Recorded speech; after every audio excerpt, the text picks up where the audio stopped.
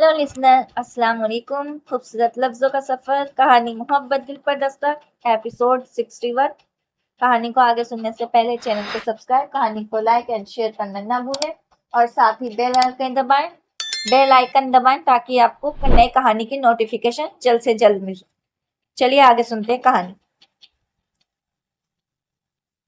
मुई दादी है मैं क्या करूं, मेरा यहाँ क्या तस्करा। इसके तेज लहजे पर नापसंदीदगी से उसे टोक गई है। इन सब बातों का पता होना चाहिए कि मुझको क्या पसंद है और क्या नहीं। इससे रिश्ते तय हो रहा है तुम्हारा। मुझे इसके मुतालिक ये हस्बे किताब रखने की कोई जरूरत नहीं। और आप लोग भी खामख्वा रिश्तों का जोड़ तोड़ मत करें। मैं जैसी भी हूँ अच्छी हूँ, किसी के लिए नहीं बदल जाऊंगी। इसके सामने बैठते हुए मैं गुस्से से भरपूर अंदाज में बोली, क्या मतलब है तुम्हारा? कौन से ख्वाह मुख्वा के रिश्ते? आपको कसम कसम मुझसे तो पूछना चाहिए था। और अभी भी नागवारी से कह रही थी। चची जान को जूही की गैर जिम्मेदाराना गुफ्तगू हमेशा ही से नापसंद थी, मगर इस वक्त उन्होंने बामुश्किल जब्त का मुजाहिरा किया।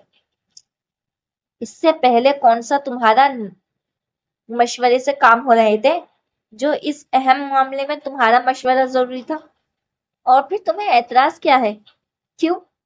मुझे कौन सा मिस्टर परफेक्ट से बिहा रहे हैं आप लोग के? मुझे कोई एतराज नहीं होगा। आप ताई जान से इनकार कर दें बस। इसने अपने मखसूस लठमार अंदाज में कहा तो वह उछल ही पड़ी। उन्हें जरा बराबर उम्मीद नहीं थी कि वह इतने साफ अंदाज में मना कर देगी। तुम हवास में तो हो, क्यों मना कर दो? मैं तो शुरू ही से इंतजार में थी कि कब आपा इस रिश्ते की बात करें। इनकी बात ने जूही को सरतापा सुलगा कर रख दिया। ऐसे कौन से हीरे जड़े हैं इसमें, या मैं ही अब इतनी फालतू हूं कि आप इस शख्स के रिश्ते के इंतजार में दिन गिन रही हैं? वह चीख रही थी। बको मत, उन्होंने उसे झाड़ दिया। खानदान का बेहतरीन लड़का है मुईद। सब घरों में इसकी तबीयत और किरदार की मिसाल दी जाती है। कोई एक खामी भी हम लोगों ने नहीं देखी। तुमने देखी हो तो कहो। और बेबी, हीरे तो तुम में भी नहीं जड़े हैं। फिर भी आपा ने खुद इस रिश्ते की बात कही है।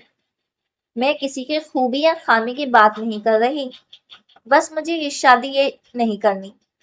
हम दोनों की सोच में बहुत फर्क है, इसने तेज लहजे में कहा तो वो भी इसकी लब लहजे में बोली। तुम्हारा सिर्फ दिमाग खराब है और कुछ नहीं। खबरदार जो मुझसे ये किताबी बातें करने की कोशिश की हो तो। तुम्हारे बड़े बेटे हैं तुम्हारी जिंदगी का फैसला करने वाले, और बेहतर ही करेंगे। मगर मैं किसी भी सूरत मुईद से शादी नहीं करूंगी। मेरी इससे नहीं बन सकती।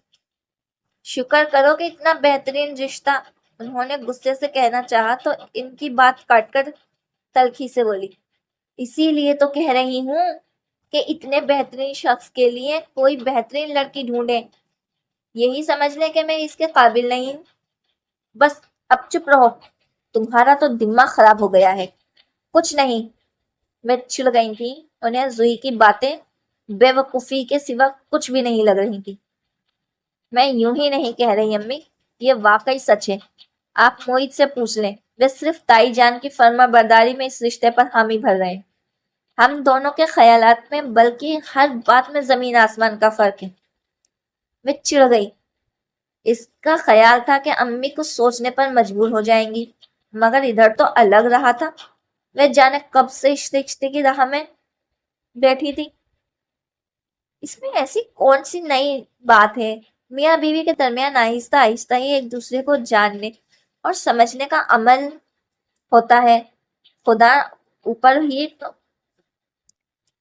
ना कि खुदा ऊपर ही से जहनी मुताबिकात करके भेजता है। तुम दोनों तो फिर भी कजिन्स हो, बल्कि अनजाने फरीकों में भी शादी के बाद इस कदर जहनी मुताबिकात होती है।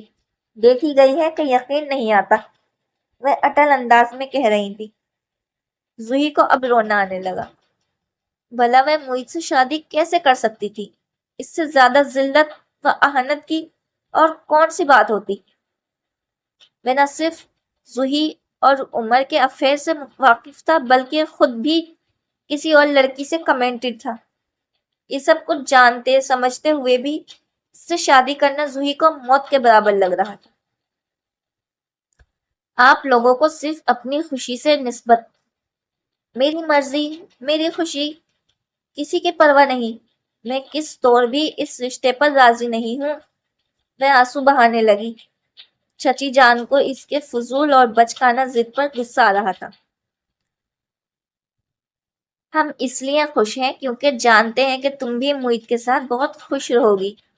سب تمہاری پرواہ کرتے ہیں، تمہاری خوشی کا احساس کرتے ہیں، اس لیے تمہارے لیے بہترین فیصلہ کر رہے ہیں۔ میں اتنی پرفیکٹ نہیں بن سکتی جتنا کہ وہ ہے۔ مجھ سے باورچن یا دھوبن والے کام نہیں ہوتے، اور نہ ہی میں اس معاملے میں کسی کا رعب برداشت کروں گی۔ کل کو گھر کا ماحول خراب ہونے کا قصوروار مجھے مت ٹھہرائیے گا۔ اس نے آنکھیں رگڑتے ہوئے اپنے تین انہیں دھمکایا۔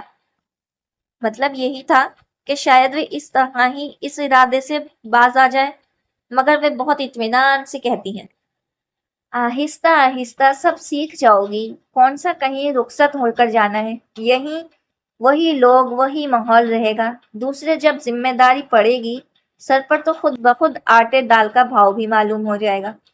میں اٹھ کھڑی ہوئی تھی، پھر جاتے جاتے اسے گویا تنبیہ کرتے ہوئے بولی، اور یہ جو اپنے دماغ کی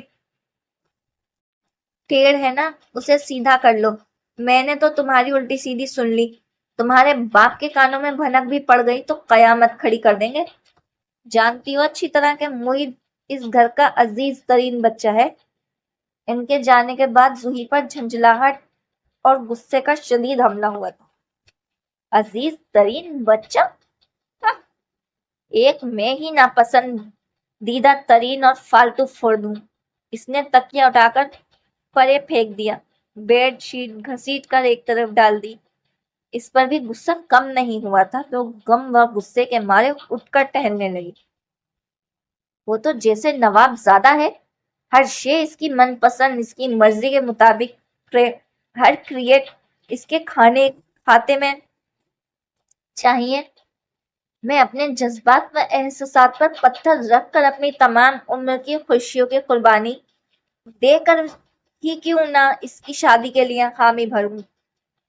کل کو یہی کہا جائے گا کہ موہت حسن نے زوہی جیسی پھوہڑ لڑکی سے شادی کر کے اس پر احسان کیا ہے، اس کے والد کی راج رکھی ہے۔ وہ کیا کہتے ہیں کہ دکھ سہل بھی فاختہ اور انڈے کھائے کوے۔ میاں مگر میں ایسا کبھی ہونے نہیں دوں گی موہت حسن۔ تمہارا یہ معصوم بچے والا امیج تو تہس نہس کر دوں گی۔ ابھی تمہارا زوہی میر سے واسطہ نہیں پڑا، تمہاری ساری فرما برداری دھڑی کی دھڑی نہ رہ گئی تو میرا نام بھی زوہی میر نہیں۔ وہ بڑے اس مست انداز میں سوچ رہی تھی۔ وہ گھر پہنچا تو بھی اس کا موڈ بگڑا ہوا تھا۔ نگی نہیں آئی تھی۔ تائی جان نے یوں ہی پوچھ لیا تھا۔ صبا نے روک لیا اسے۔ حالی کا پتہ بھی تھا کہ میں کل اسلام آباد جا رہا ہوں۔ اسے تو موقع چاہیے دل کی بھڑاس نکالنے کا۔ بدمزگی سے بولا تو وہ اطمینان سے کہنے لگے، اچھا ہے، اس کا دل چاہ رہا ہوگا نگی سے بات کرنے کو۔ خود تو وہ کم ہی آ پاتی ہے، تو اس کا یہ مطلب تو نہیں ہوا کہ میری بیوی پر قبضہ کر لے۔ وہ لوگ، میں سر جھٹک کر بولا تو وہ ہنسی، وہ بیٹی ہے اس گھر کی، تمہاری بیوی ہونے کے بعد اس گھر سے رشتہ ٹوٹا تو نہیں گیا اس کا۔ خود تو سب آتی نہیں ہے، اسے اتنے دھڑلے سے روک لیا۔ میں نے کہا بھی کہ مجھے پیکنگ کا مسئلہ ہوگا، وہ خفیف سے جھنجھلاہٹ کے ساتھ کہہ رہا تھا۔ لو بھلا، اس سے بھلا پہلے کبھی تمہاری پیکنگ نہیں ہوئی؟ پیکنگ کا کیا مسئلہ ہے بھلا؟ بہنوں سے کہو، کوئی بھی کر دے گا پیکنگ۔ اور ویسے بھی تم کون سا اتنے زیادہ سامان ساتھ لے جاتے ہو؟ بیوی پر اتنی ذمہ داری مت ڈالو، اچھی بات نہیں۔ پہلی بار تو وہ رہنے گئی ہے۔ تائی جان نے اسے گھرکا تو مگر اس کا موڈ نہیں بدلا۔ اسے رہ رہ کر نگی پر غصہ آ رہا تھا، جو اس کے خیالات سے واقف ہونے کے باوجود اتنے آرام سے وہاں رہنے پر راضی ہو گئی تھی۔ ہمرا اور زوہی تو سو گئی ہیں، چلو مجھے بتاؤ کون کون سی چیزیں پیک کرنی ہیں، میں کر دیتی ہوں، انہوں نے مصلحانہ انداز میں کہا تو وہ انہیں روک کر رہ گئے۔ آپ سوئیں جا کر، صبح دیکھی جائے گی، یوں بھی کون سا منہ اندھیرے سے نکلنا ہے، 9 بجے تک کا ٹائم ہوگا، تب دیکھ لیجیے گا، جیسی تمہاری مرضی۔ وہ اپنے کمرے میں چلی گئیں۔ چند لمحے وہیں کھڑے رہنے کے بعد وہ بھی ڈھیلے ڈھالے انداز میں اپنے کمرے کی طرف آ گیا۔ لائٹ آن کر کے پلٹا تو وہ ٹھٹک سا گیا۔ یہ تنہائی کتنی عجیب لگ رہی تھی، حالکہ وہ شروع ہی سے اس کمرے میں تنہا رہتا چلا آیا تھا، مگر ان چند مہینوں میں اس دشمن جان نے اسے اپنا عادی ہی کر لیا تھا۔ کس قدر ویران سا لگ رہا تھا کہ یہ کمرہ، جیسے کوئی بہت بڑی کمی ہو۔ وہ بستر پر بیٹھ کر جوتے اتارنے لگا۔ فضاؤں میں نگی کے اشتعال شدہ پرفیوم اور کاسمیٹک کی خوشبو ابھی بھی باقی تھی۔ یوں لگ رہا تھا ابھی کہیں سے وہ چوڑیاں کھنکاتی ہنستی ہوئی اس کے سامنے آ جائے گی۔